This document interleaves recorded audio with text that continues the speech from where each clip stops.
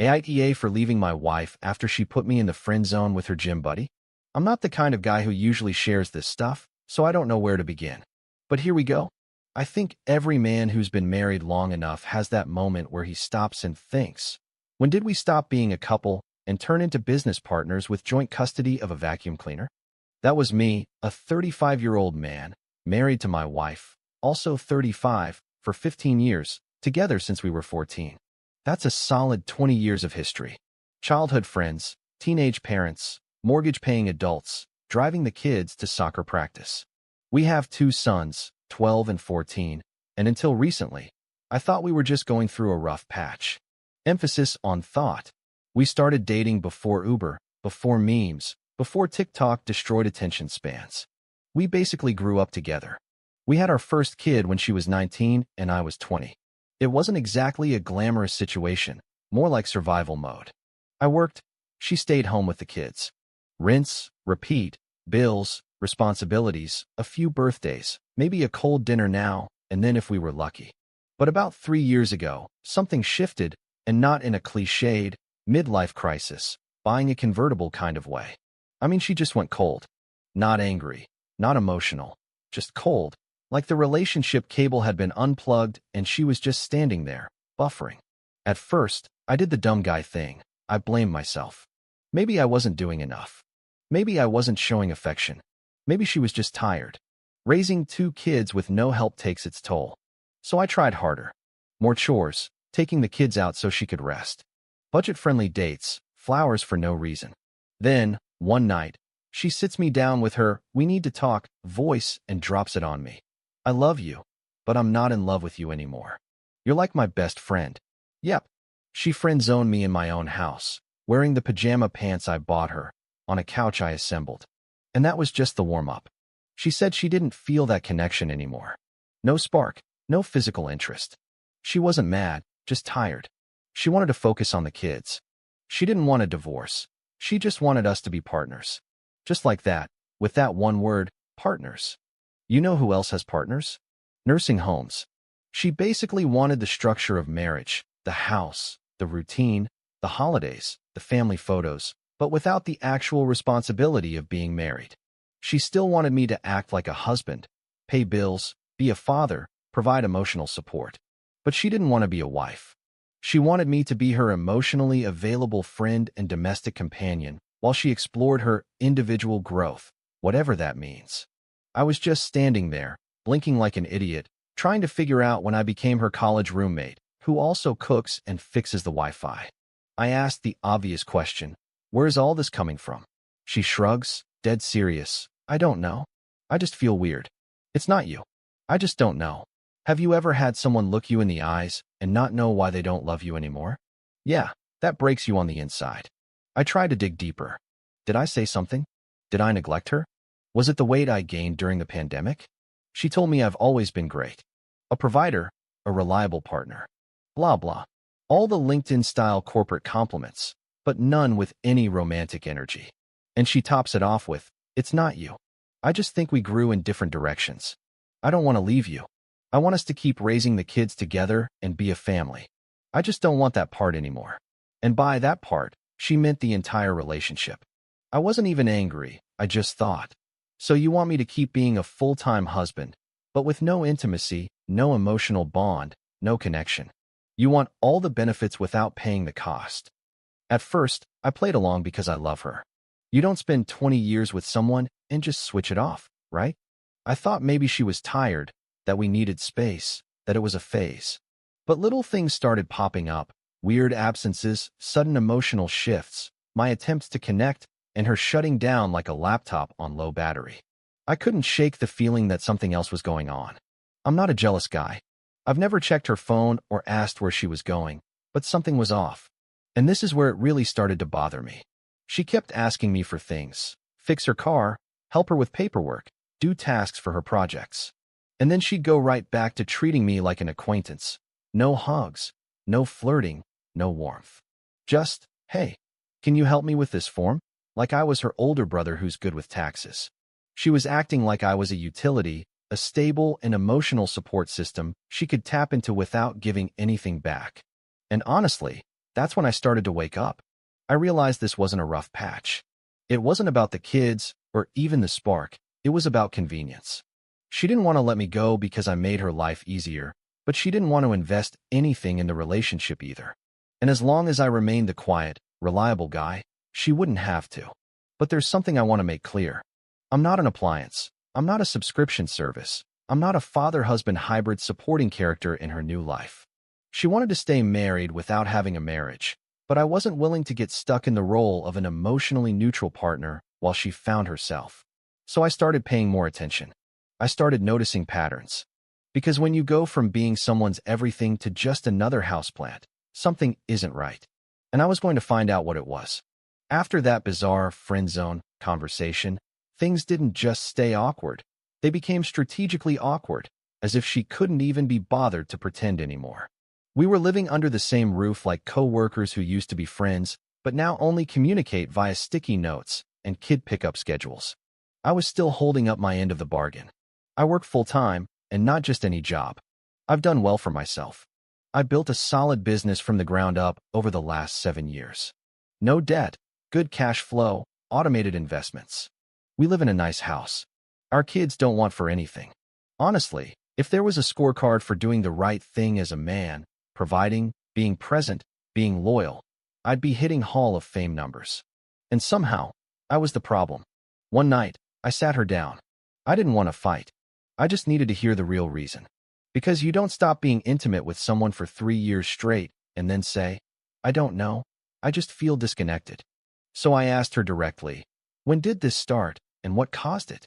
She went quiet, blinking like she was buffering. Then she said, I think I built up resentment over time. Great. Resentment. About what?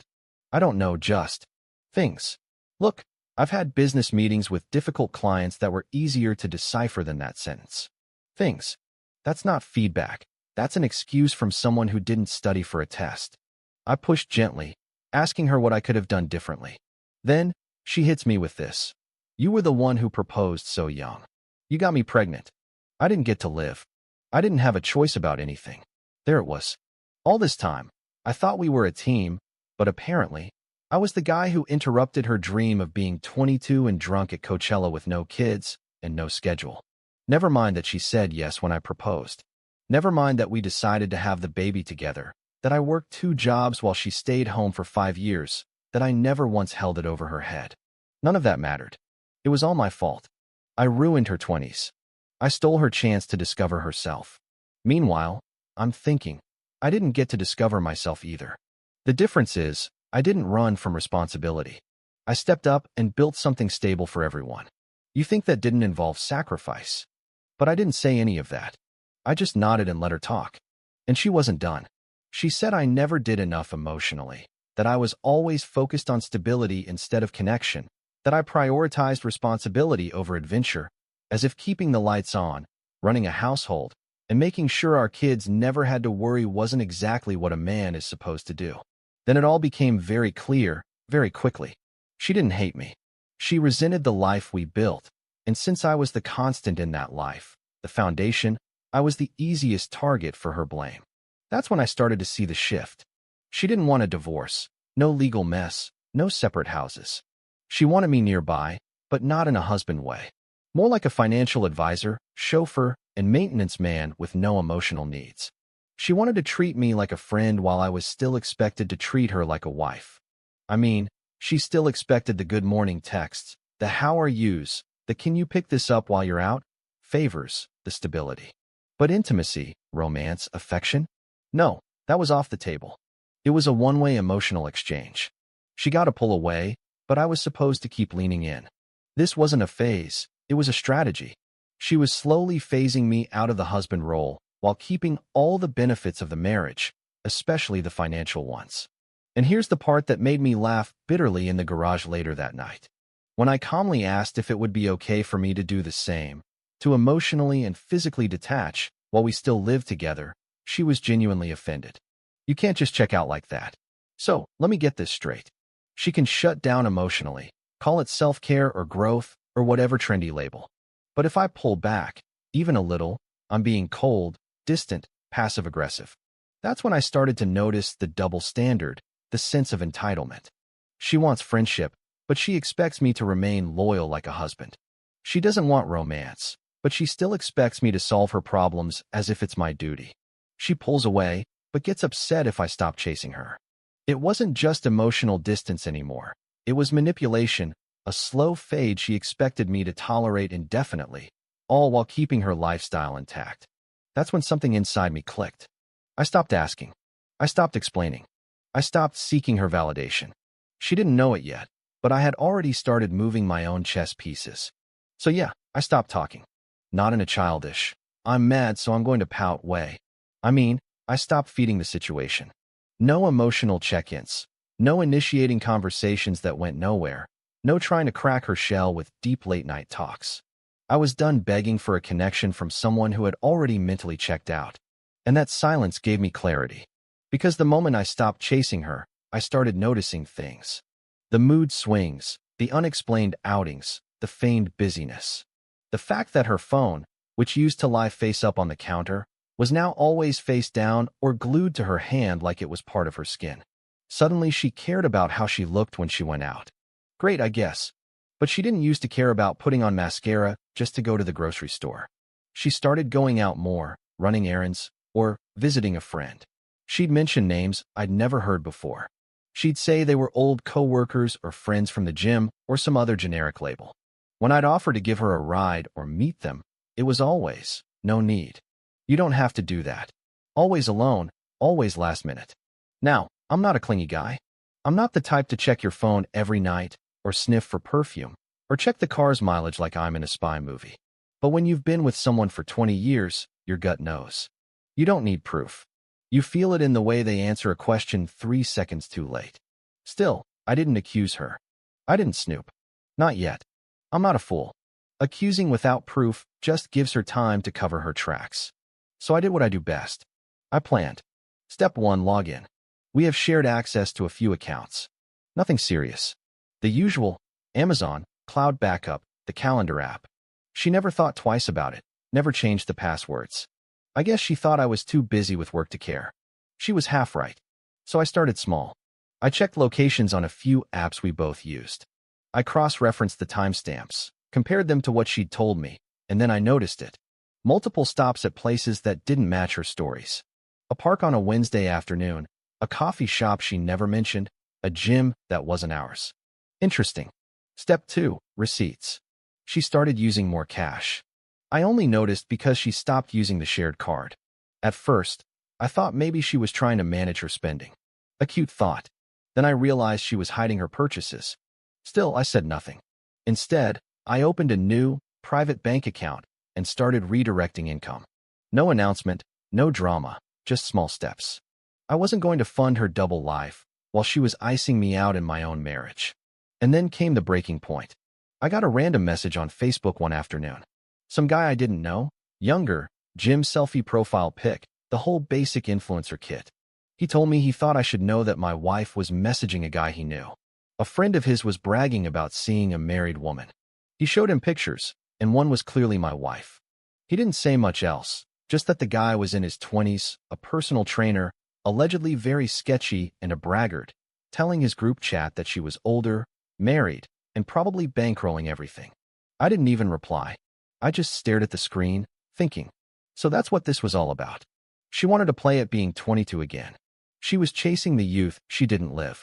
All that resentment, that you stole my 20s talk, it was real. Not because of me, but because she never emotionally left that mindset. And now that everything was stable, nice house, good money, no stress, she felt comfortable enough to rebel against the life she herself chose, the very life she built with me. She found some gym guy who probably lives with 2 roommates and thinks budgeting is a scam, probably showing her his abs while my wife buys him overpriced protein shakes and pretends it's independence. I didn't confront her. I didn't check her phone. I didn't make a scene. That's amateur hour. The moment you make noise without proof and preparation, you lose all your leverage. And I wasn't going to be the guy who gets blindsided in his own divorce. So I started watching quietly, just paying attention. Her calendar, her behavior, her mood, the timing of things. And she got sloppy. She started using the same vague names over and over. She'd say she was going to yoga, but come back with nothing in her bag. She'd say she was out with friends I'd never heard of and who apparently didn't have last names. I didn't follow her, I didn't put a tracker on her car, but I did quietly open another personal bank account. I had the mail sent to a P.O. box. I set up a secure cloud folder. I'm not reckless. I'm methodical. I started moving some money. Not a lot at once. That's how guys get caught. Just enough to prepare for what was clearly coming. Because here's what most men don't understand until it's too late. The day she tells you she doesn't feel it anymore, she's already made her decision, and she's usually 5 steps ahead. But in this case, she underestimated me. She thought I'd play the same old game, that I'd chase her, beg her, apologize for crimes I didn't commit. She thought I'd be the emotional supporting character in her new journey of self-discovery. Instead, I stayed calm. I gave her what she asked for: distance, space, friendship. I was polite, respectful, even helpful. I never raised my voice, never asked too many questions. I let her believe she was in control. Meanwhile, I was meeting with a lawyer. Not a dramatic, "I'm leaving and taking everything" type. A smart one. One who explained what a separation would look like, what my rights were, what I could do to protect my business, my time with my kids, and the money I've worked my entire adult life for. We prepared plans, drafted paperwork, tracked assets, documented routines. Because if she was planning her exit in silence, so was I. Only mine had a better spreadsheet. I changed every password linked to my accounts. I made sure my business was insulated. I transferred ownership of a few key things out of our joint holdings. Things that weren't marital property, but would be tempting if she got vindictive later. I made backups. I removed her as an authorized user on certain things. All legal, all clean, no drama, just systems. And then I started making emotional space, too. I stopped telling her about my day. I stopped asking her how she felt. I kept everything cordial, light, like we were neighbors who shared a kitchen. She didn't notice, or maybe she thought I was just finally adjusting. She started to relax, to let her guard down. She no longer hid how she smiled at her phone. She didn't even pretend she wasn't texting someone else at 11 p.m. on a Tuesday. And you know what? It was fine. Because every move she made from that point on just added to my quiet little file of reasons why this was going to end on my terms. Now I was just watching to see how far she would go before I made my move. And when that time came, she wouldn't be ready. There's something a little funny about watching someone unravel while they think they're winning. For weeks, I let her live her life. I stayed calm, handled my business, took care of the kids, worked. She walked around the house like a free-spirited roommate who just happened to share 2 children and a mortgage with me. I wasn't her husband anymore. I was just the guy who took out the trash and paid for everything she didn't want to deal with. And all the while, I was building my exit plan. Step 1 was easy: protect the income. She was never really involved in my work life. To her, I just did something with contracts and clients, and money appeared in the account. She didn't know I had created 2 LLCs, didn't know about the side investments, didn't know I had started funneling my client payments to a new entity registered in my name with a mailing address 30 minutes outside our zip code. Legally, everything I built was structured correctly. Morally, she had no claim to it. She never asked. Step 2, document everything. I started treating my life like a case file. Pictures of receipts, screenshots of calendar events she lied about, bank statements, the kids' schedules, her absences. I didn't need to expose her. I wasn't going to run to our friend group like a gossiping teenager. But I was going to make sure that if this went legal, and I was pretty sure it would, I wasn't walking in without evidence. Step 3, test her comfort level. I stopped doing the husband duties. Not rudely. I didn't make announcements. I just stopped.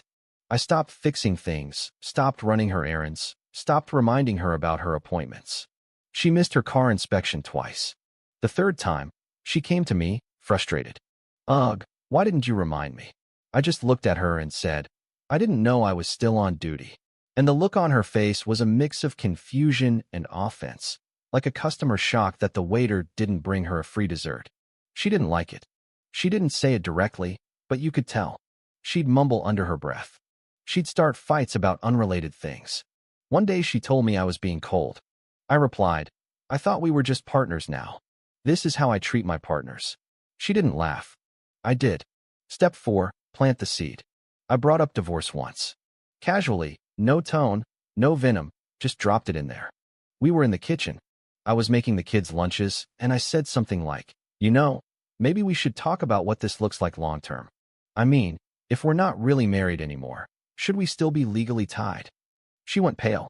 She shut that conversation down instantly. I'm not ready for that. I don't want that. That wasn't what I meant when I asked for space. Oh, right. You wanted space, not consequences. Got it. She wanted to stay legally married. Of course she did. Health insurance, stability, appearances, the image of a united family without the messy parts like effort or, actual commitment. Step 5, schedule the exit, metaphorically and literally. I knew she wasn't going to leave on her own. People like her don't make decisions. They float through life, waiting for someone else to do the hard part so they can just react. So I rented a short-term place under my LLC. A nice, minimalist, clean place far enough away to be inconvenient, but close enough to be fully present for my kids. Then I met with the lawyer again, showed him everything I'd collected, told him the timeline, said I was ready to file, but I wanted to make sure the kids were the priority. I didn't want to destroy anyone. I just wanted to stop being used like an appliance. The day I signed the papers, I didn't feel sad. I didn't feel angry. I felt at peace. Like deleting an app that's been running in the background for too long, draining your battery, and giving you nothing in return. That night, I came home and said nothing. I acted normal. I made dinner, helped the kids with their homework, watched her walk around the house like she owned it. She was texting a lot, smiling at her phone. She looked up once, saw me watching her, and said, "What?" I smiled. "Nothing. Just thinking." She rolled her eyes and went back to her messages. I slept like a rock that night because I knew something she didn't. This wasn't her show anymore. She wasn't in charge, slowly replacing me. I was already gone, quietly, cleanly, without a scene. And when she finally realized I had stopped acting like her husband, that's when her real performance would begin. It was a Tuesday.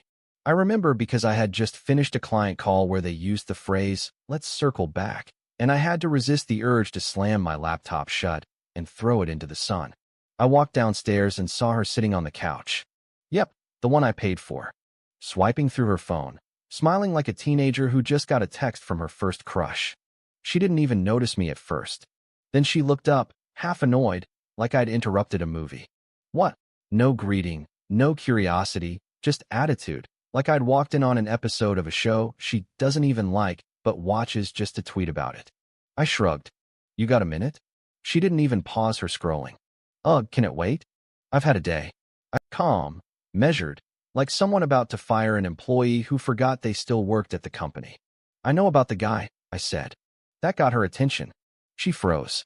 She didn't drop her phone, just turned it slightly as a reflex to hide the messages. Then she scoffed like I was being ridiculous. Oh my God, are we? I didn't blink. Yeah, we're doing this.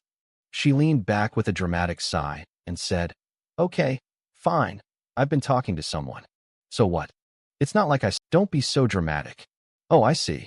So it only counts as cheating if there's a motel receipt. She kept going. You're acting like I betrayed you. We were already emotionally separated. I told you I wasn't feeling the connection. You knew. Ah, yes, the classic, I warned you I was going to disrespect you defense. And what exactly are you getting from him? I asked. I don't know, she said with all the attitude in the world. Validation.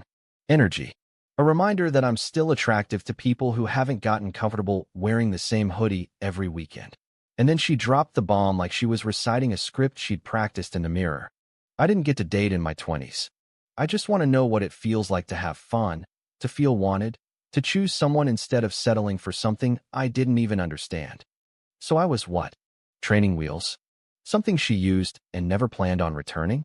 She looked at me, expecting me to erupt, like she was trying to provoke a reaction so she could blame me for it later. Instead, I pulled a folder from under the table. She squinted. What's that? Divorce papers, I said. Signed and ready to go. You'll get the final breakdown of everything this week. She blinked. Then she smirked. Really? You're going to do this over a conversation? No, I told her. I'm doing this because I finally stopped doing the mental gymnastics to justify staying with someone who treats me like a supporting character.